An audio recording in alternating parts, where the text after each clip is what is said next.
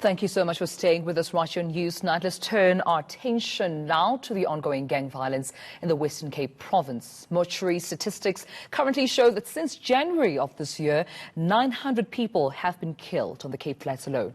Communities are demanding government intervention, but this past Thursday, the Mitchells Plain Cluster Community Policing Forum gave the police ministry 48 hours to come up with a definitive plan. Now, their deadline has come and gone with no response from the ministry.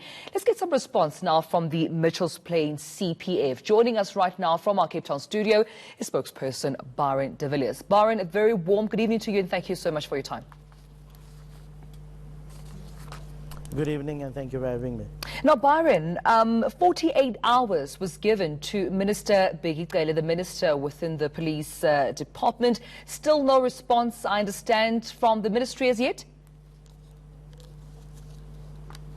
That's correct. We had no direct answer from the minister, and we saw via social media or the media that he has vehemently said that he won't be sending in the National Defence Force.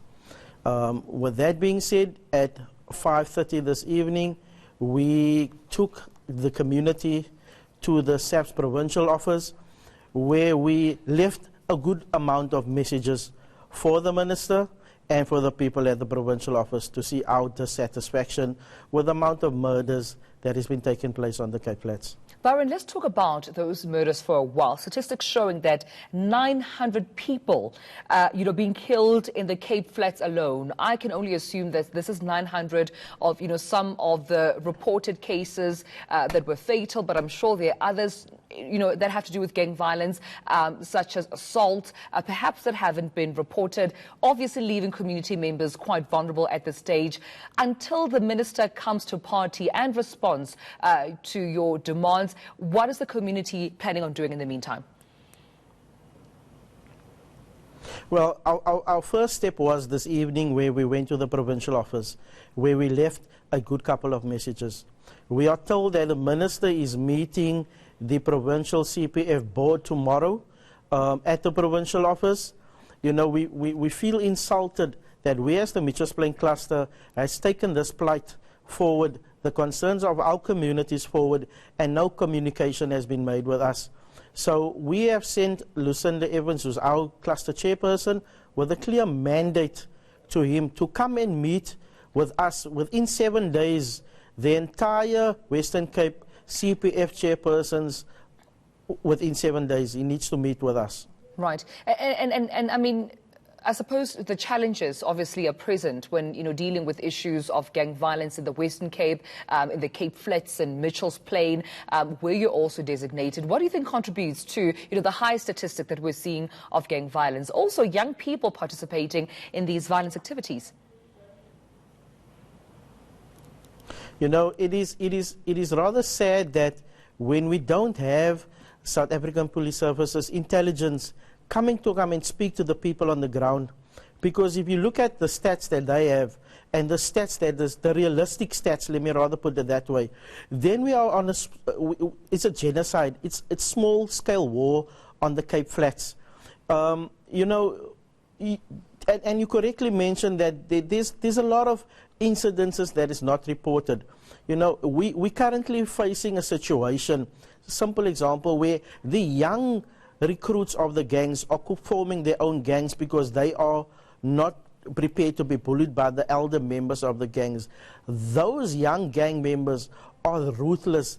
They fear nothing, and those are the ones that is killing our communities in heaps and drabs. And I also, assume that the reason we're having this conversation is also because this could be a cycle. If young people are participating in these gang violences, they're becoming gang members, they're also recruiting for gangs. It is going to be a vicious cycle that will spiral completely out of control, which brings me to my next question, Byron, to you with regards to police presence in some of these communities, such as the Cape Flats and Mitchells Plain. Is there sufficient and adequate protection and police presence on the ground?